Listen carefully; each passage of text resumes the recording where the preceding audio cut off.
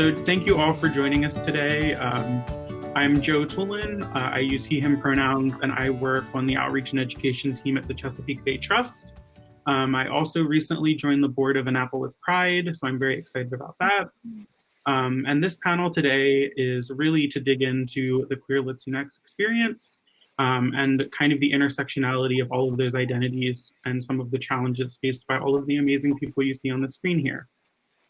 So I do want to take a moment and acknowledge that we are joining, or that I am joining you at least, from the traditional lands of the Piscataway, Nanacoke, and Susquehannock. And I encourage you guys, if you do not know what land you're joining us for, to look that up. I also want to take a moment to acknowledge that everybody here on this panel will be speaking from their own experience. It's important to remember that the queer community and the Latinx community are not monoliths, and so we don't represent the entirety of either community. Due to the time on the panel today, we're not going to be taking any audience questions, but we will be back at 12 o'clock for a roundtable. So if you have any questions that you want to ask us then, I encourage you to join us. So let's see. It looks like we're still missing a few people, but I am going to go ahead and start introducing everybody. So if you just want to wave while I introduce you, that would be great. So I'm going to start with Abraham Lopez Trejo, who uses he pronouns. He identifies as Latinx, gay, and as a Mexican immigrant. He currently is a bilingual environmental educator at Patterson Park Audubon Center in Baltimore and spends most of his days working with the Latinx population. We still do not have Amanda back, but I will introduce her when she gets here. So the next person on our panel today is Bianca Bayora, uses she, her pronouns. She identifies as a Caribbean Latinx and queer cisgender female. She is an environmental justice, LGBTQ, and Indigenous rights activist. And currently she is laying the foundation for a queer and BIPOC nonprofit land project in the Pacific Northwest, centered around safe space, food sovereignty, and Indigenous land stewardship. Next on our panel, we have Seb Cancino, they and he pronouns. Steve was born in Chile to a Chilean father and Mexican-American mother. The outdoor industry has offered many opportunities to manage specialty retail stores, support people and processes, and outfit adventurers of all ages, while advocating for equity and inclusion within various organizations. They identify as queer, non-binary, Latinx, environmentalist, and a recreationalist. Next, we have Yamina Netera Otero, uses she, they pronouns. Yamina identifies as a Puerto Rican, bi, and genderqueer. Yamina has a master's degree in environmental education from Montclair State University. While working on her degree, she served with AmeriCorps for a year at a community school and taught ecology at the School of Conservation. And she currently works at Audubon, New York, managing their For the Birds program. And then, last but certainly not least for now, we have Zach Evans, who uses he, him pronouns. Zach identifies as Latino and queer, and he is a senior coordinator of digital campaigns at the National Wildlife Federation. He was born in Santiago, Chile, and was adopted by an American family and raised in upstate New York. His work with the National Wildlife Federation includes connecting the dots between wildlife conservation and environmental justice for online audiences. So thank you all for being here. And I will now also introduce Amanda. I'm glad you finally were able to join us on screen. Yay. So Amanda uses she, her pronouns. She is a writer and facilitator who focuses on the intersections between race, gender, travel, and the outdoors. Amanda also facilitates workshops on justice and anti-oppression for organizations around the world. And she is joining us from Oakland, California this morning. So thank you all for being here. And we're just gonna jump right in. So the first question that we have for you today is kind of about your identities as a queer person, as a Latinx person. I think sometimes there can be the argument that those identities don't always show up in your work or life. And so how do your identities show up in your work, your life, and or in nature? And I will start with Abraham. Yeah, thank you for having me here. I was thinking about this question the last couple of weeks, and I was thinking that the way that I can perceive that my identities are showing up at work is when I'm working with the Latino community, specifically with Latino mothers, and I have perceived that when they get to know that I'm queer, I'm gay, they feel more open to tell me maybe sometimes barriers that they might be facing or ways that I can help their families or their community. Yeah.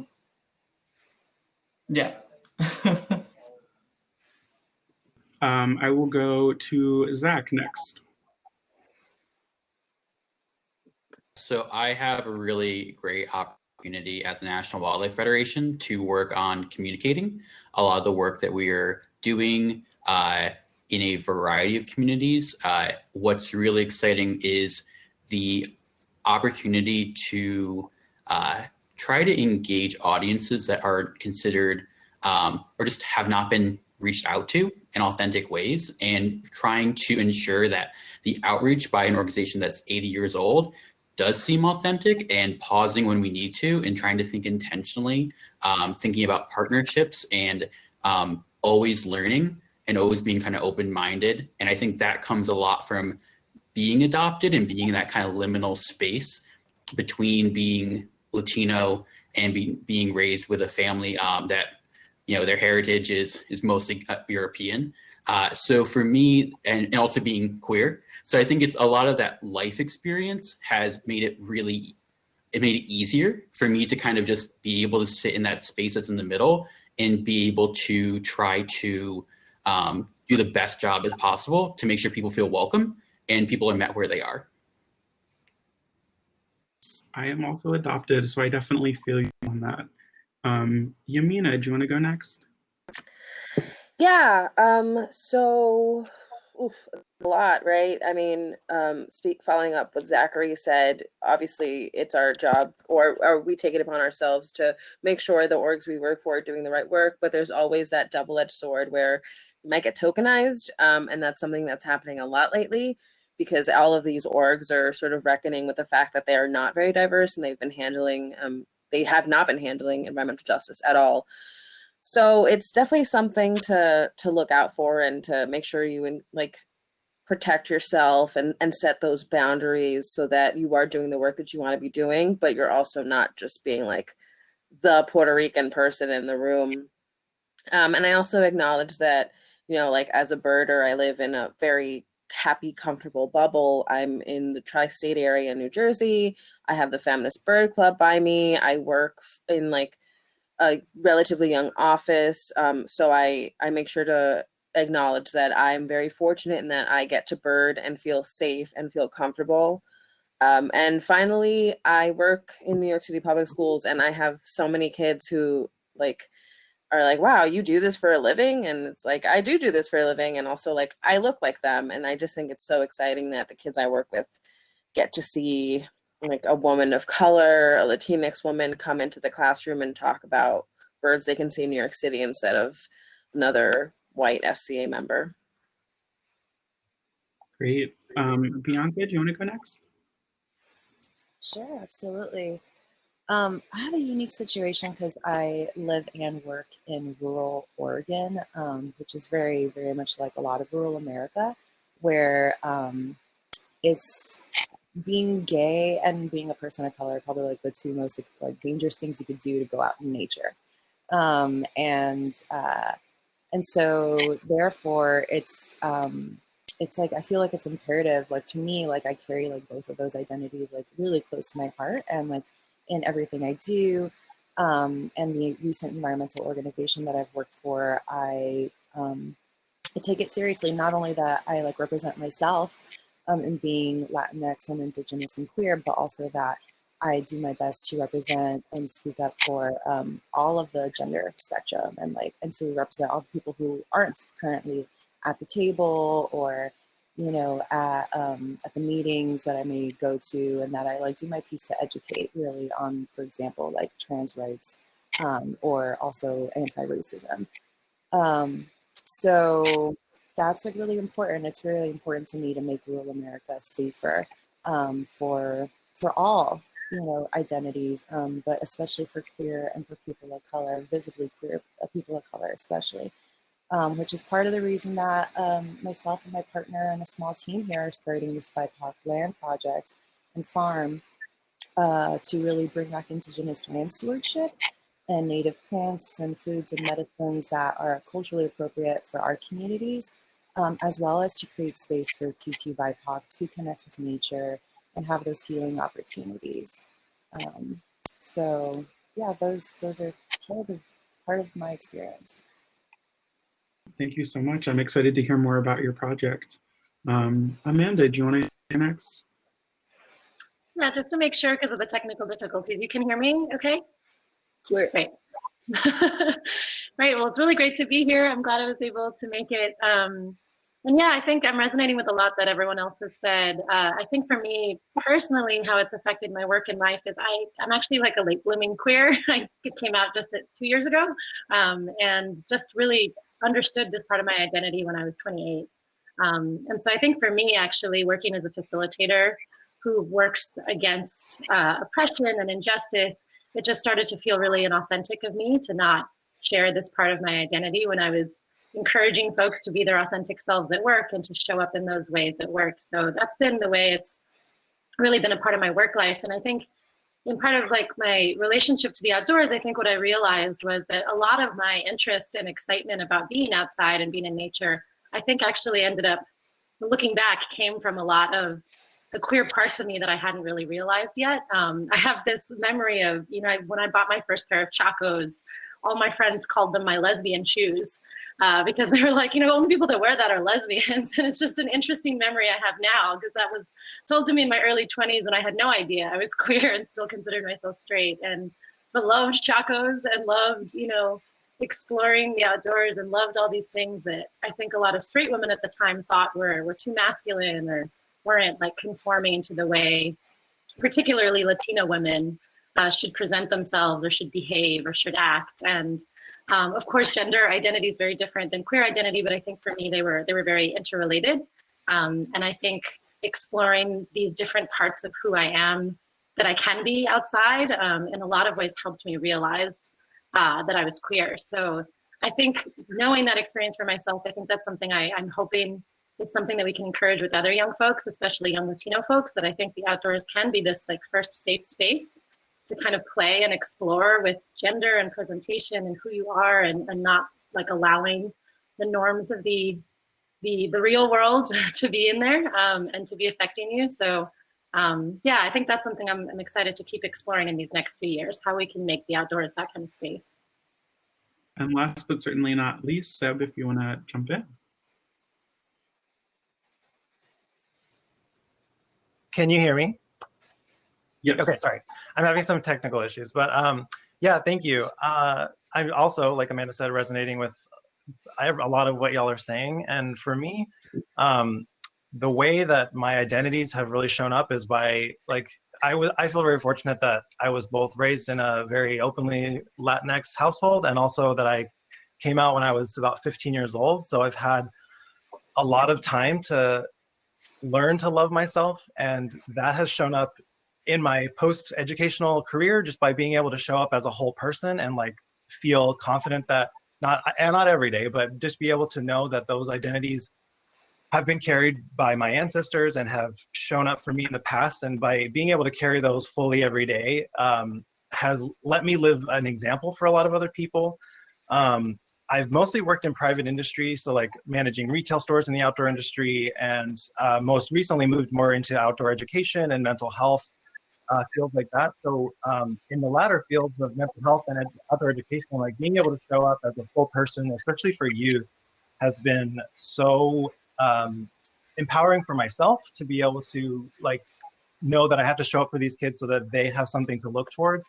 And also when they see something that looks like them, that sounds like them, that lives like them, they are able to really reflect those things back and learn. And being able to help people love themselves just by living, by experience, has been so rewarding. And being able to see them flourish and know that they're in safe and welcoming environments has been so rewarding. And I mean, I don't know if anyone else on the panel is living this right now, but I'm living back at home with my parents because of the pandemic. So being back in the household and making empanadas and doing all the fun things has been really interesting, and also relearning family dynamics and yeah, showing up as a full queer self is definitely taken, some relearning. So it's, I think the big takeaway is it never stops. We never stop learning about how to show up and how to really embrace ourselves.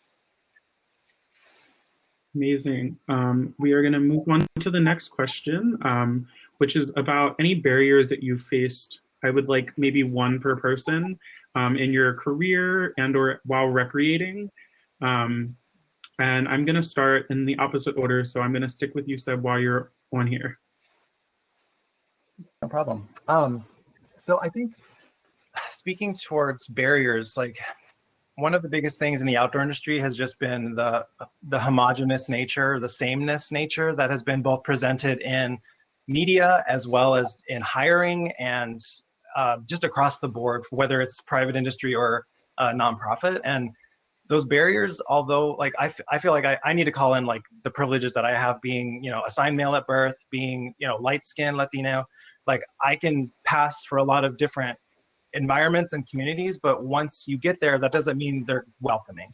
And so with the cisgender, heteronormative, white male outdoor industry prevalence, that has been a barrier just in the sense that I feel othered or feel alienated, even if it isn't directly hostile, it doesn't always directly welcoming. And I think that's the big thing that organizations really need to drive home now, is that just because you say you're welcoming of all identities doesn't mean that on the ground in every business unit and every employee is on the same page about how to create those inclusive environments.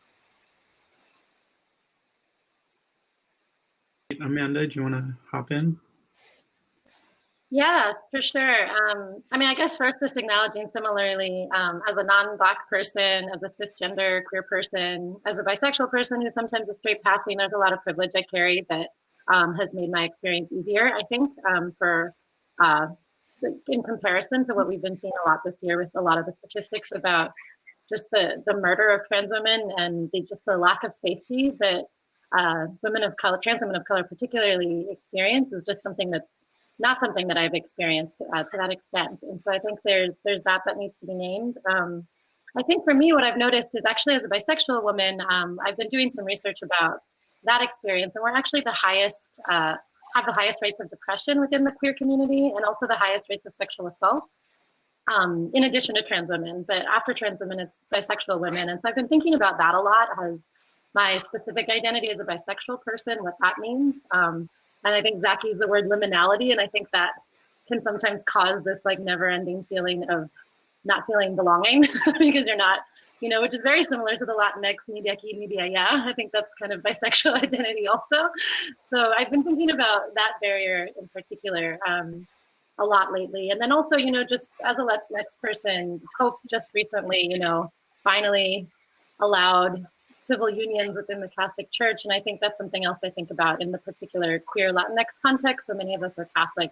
I come from a really Catholic background. And I think just barely getting the bare minimum support from that institution has been really hard and has really affected the culture that I've grown up in, and that a lot of Latinx folks I know that have been in that culture have also grown up in. So that's something else I'm thinking about too. So I definitely relate to growing up Catholic and kind of dealing with that. I actually want to pass it to Yamina. It sounds like you really resonated with some of the information about being bisexual, and I kind of want to hear your experience there as well. Yeah, so it's funny because I joke with my colleagues and my friends about how we have this bubble where we always feel comfortable and we always feel safe with each other, and like as a birder, we'll go out birding, and my white birder friends will like step up if someone starts getting funny. So it's this really, really safe, comfortable bubble. And yeah, I'm out to all of my friends. They all know I'm bi. And then like the minute I go to an event, like an EE event or bird walk, you get slapped in the face with like the microaggressions. And it's just exhausting. So I can't speak to, I don't know if like there have been barriers in my career. I don't know if someone's looked at my resume and been like, Yamina, but I do know that anytime I leave the comfort and safety of the people I care about, who care about me, it's just weird because first of all, you don't get you don't get respected. You're not seen as any sort of like expert or like you're not seen as an authority figure. So you don't get put up for these great opportunities because it's always like the same 5 white people over and over again.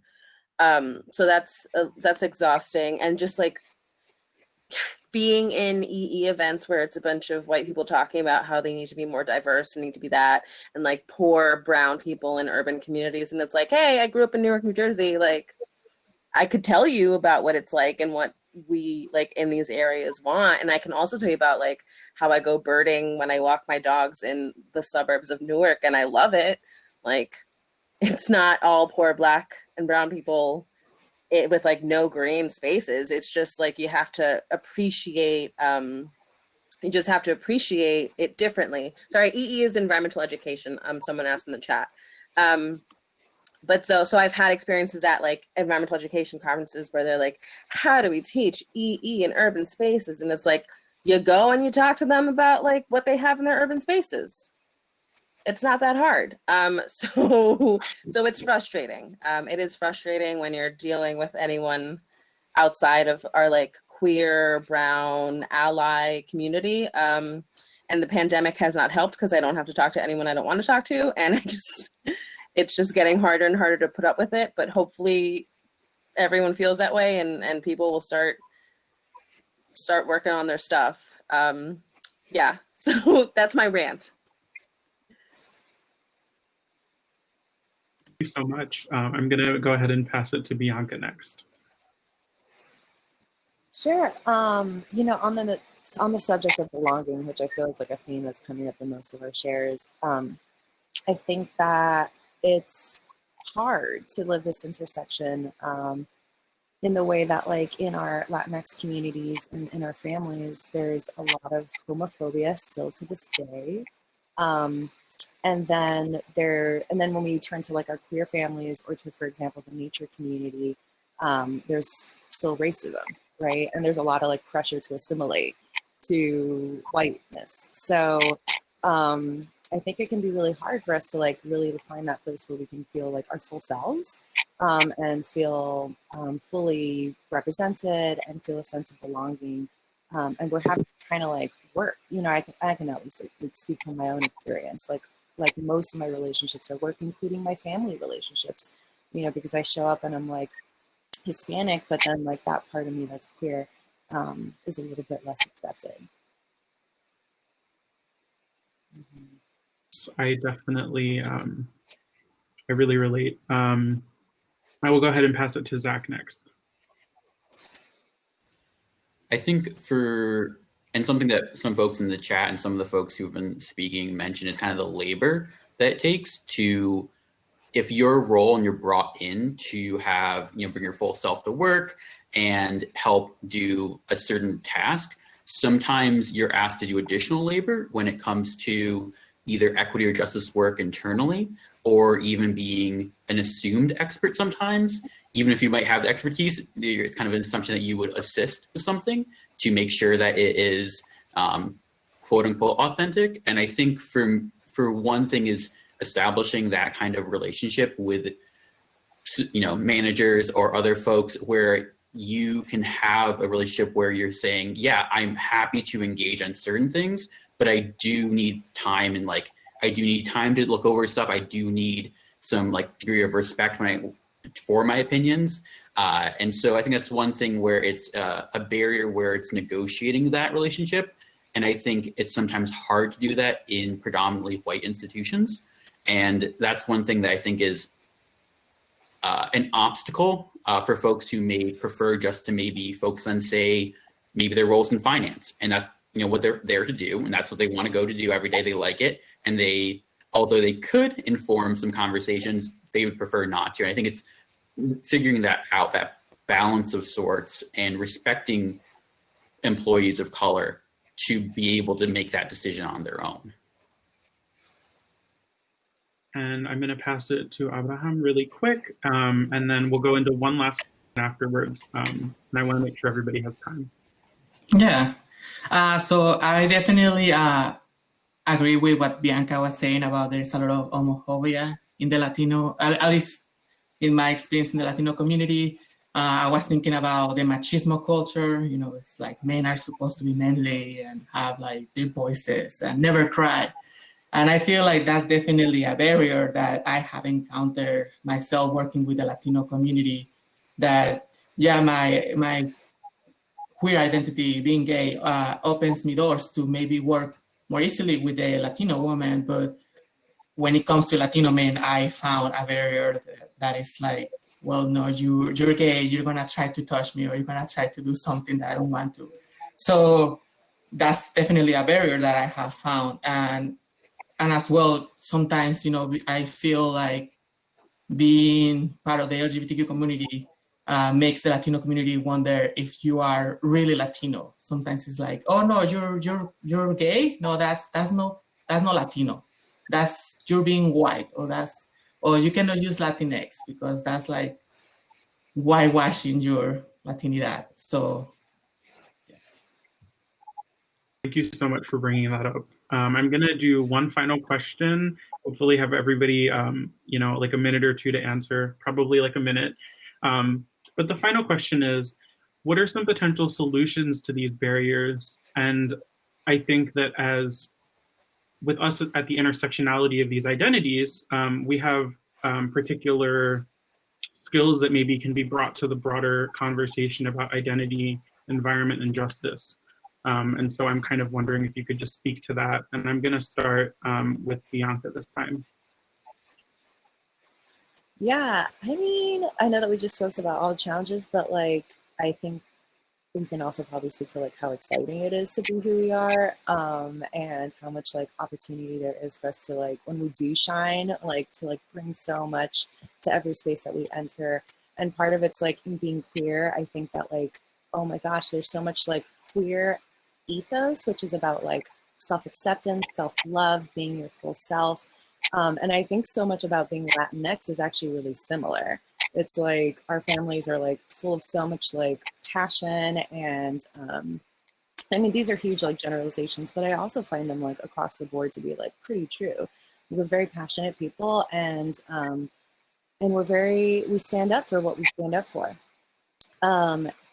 But something else I'd really like to talk about today, that has been really a big part of like my self-growth journey over the last few years, has been through doing my roots work and my decolonizing, to really learning more about how my Latinx roots are also indigenous to this continent and to Turtle Island, and how so many of my Latinx peers also have indigenous roots to North America. So, you know, finding out that like, oh, actually, like also there's like a ton of decolonizing work to do, even within the Latinx process, has been like super enriching. And then even deeper than that, you know, Seb brought up like our ancestors, and that within our indigenous cultures of Turtle Island, for me, I have the bloodline of the Taino ancestors of the Caribbean, which also come from like Cuba and Jamaica and Dominican Republic and Puerto Rico.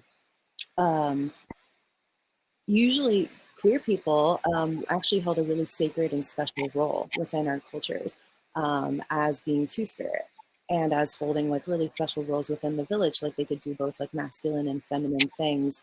And they were really highly respected. And so that also is like been extremely healing for me, and a huge healing process, I think, to like really reclaim our identity within our Latinx communities, and then also within our queer communities as well. For bringing that up, I am going to quickly also shout out a comment that Jose Gonzalez left in the chat about how being queer can be beautifully natural, and I really resonate with that. Amanda, do you want to share next? Yeah, I was going to do the same. Hi, Jose. Thank you for putting that in there. That was exactly what I was going to say. Growing up, you know, that was the hardcore messaging, was that queerness is an unnatural thing. I heard that from so many people in the Latinx community. So it's really interesting to be this person in the outdoors that is now learning that they like so beautifully connect, right? That nature is really, really queer, I think. And the earth doesn't have binaries. It doesn't have it has fluidity in a way that really affirms my queerness rather than contradict it. And it just now feels really silly to me that the messaging growing up was the opposite. This doesn't seem to make any sense. And I also resonate with what Bianca said about, connecting this to indigeneity. I've been doing research on this recently, and I don't know if I'm going to pronounce this right, but I think the Nahuatl word for someone who's a woman but has masculine energy is patlache. And I just learned that recently. I don't know it very much or don't know a lot of the background, and I'd love if other people in the chat know more. I'd love to continue learning, but I think learning words like that, learning history like that has also felt really affirming, that a lot of the idea of queerness as unnatural came from the Catholic Church and comes from colonization and isn't necessarily indigenous to the land that we're on. So that's something that, I think seeing queer people, not only through their barriers, but also through the unique wisdom that they can share in these spaces and the way they can be leaders in the outdoors is something that I'm really thinking about now, and something that I think we could be taking more advantage of. I'm gonna drop in the chat the link, but I was on the first all queer Knowles backpacking trip last year before the pandemic last November. And that was just like a very utopian experience. It made me realize what is possible when it's all queer people out in the woods for 10 days by ourselves, getting to hang out and just be ourselves entirely. And some things that I noticed from that trip was that, a lot of these things about gender and how we relate to each other and how we connect that comes from heteronormative society just got thrown out the window, right? We got to be able to create our own little norms and world in the woods by being out there in the middle of nowhere together. So I think there's a lot to learn from that, creating those affinity spaces, and then also learning from that. And yeah, I'm just seeing Jose also, the other example from Mexico is that the Zapotec Muxe term is also a term from indigenous cultures that means, someone that can channel both energies of different genders. So yeah, there's a lot to learn, and I think that's where outdoor organizations need to be going. So we have about 5 minutes left, so I'm going to really hold everybody to 1 minute. So Seb, if you want to go in next and talk for 60 seconds. Sounds good. So 2 quick things. I think this year with the pandemic, big points for me in that the think globally and act locally is the only way that we're going to see the change that we need to see in the world, because I've seen that our federal systems are not going to be the ones to support us. It's going to be our communities. And I think Natalie Fanny Gonzalez was saying the exact same thing of everything's an environmental issue and everything is a community issue. And that's, grassroots is going to be what saves the planet and saves our cultures. And then also mental health. I think with suicide rates up and with depression and anxiety up through this pandemic, take care of yourself, confront your demons when you feel safe and you can. And for me, this has been a huge mental health year of just really literally breaking down and trying to build back up. And so just when we take care of ourselves, when we feed ourselves and our communities is when I think we're going to be able to shine the brightest. Great. Abraham, do you want to go next?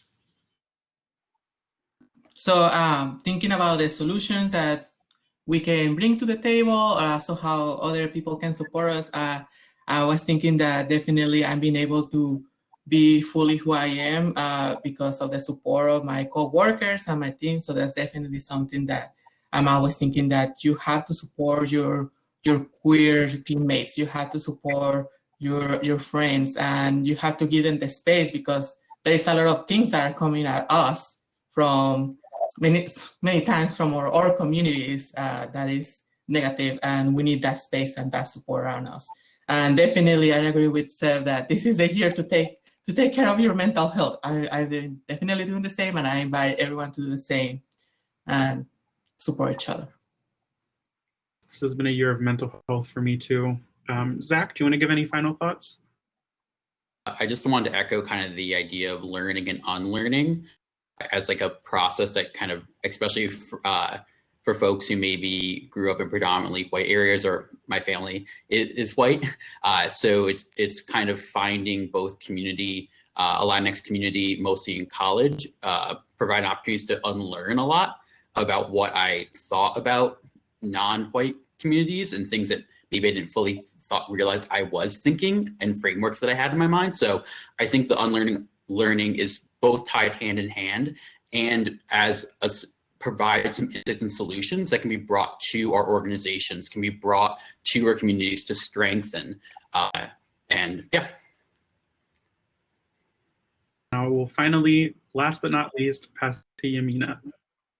Yeah, so something I have been working on, especially this year, is recognizing our my self-worth as being Latinx and being queer. You're sort of taught to like just be grateful for like what you have, and not to not be grateful, but it's like, thank God you have a job, and thank God they hired you, and no, you're an asset, and you have knowledge, and you have experience.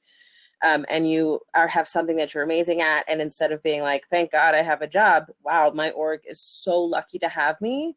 And my org is so lucky to have this brand new perspective that they didn't have before, especially right now when all these orgs are scrambling to fix their culture, and you are considered this expert. You're the expert. So put that out there, advocate for yourself, speak up. If you're being tokenized, don't let it happen. Pretend you're a cis-het white guy and walk through the world with that sort of confidence. It's not easy, and it's something I'm still working on, but we have to do it because like we deserve that respect, and we deserve to be compensated for that. I mean, we need to pay rent, right? We have to pay the bills. We deserve to be paid for the work that we do, and we deserve to have our knowledge and experience recognized. And like I said, everyone else looks the same. You look different. So you're right there, boom, you're special. And make sure that you recognize that, and make sure that the people around you recognize that too. Thank you guys so much for this amazing panel. I just got a lot out of seeing so many people on the screen, and I feel this energy kind of being here. So I really appreciate it. And we will be doing a roundtable at 12 o'clock if you have questions and you want to chat with us a little bit more. And I will pass it to Renee. Thank you so much to all of the panelists and Josh for hosting us today. We really appreciate it. Please be sure to take the poll, quick 5-star poll before you leave here today, and enjoy the rest of the conference. Thanks, everybody.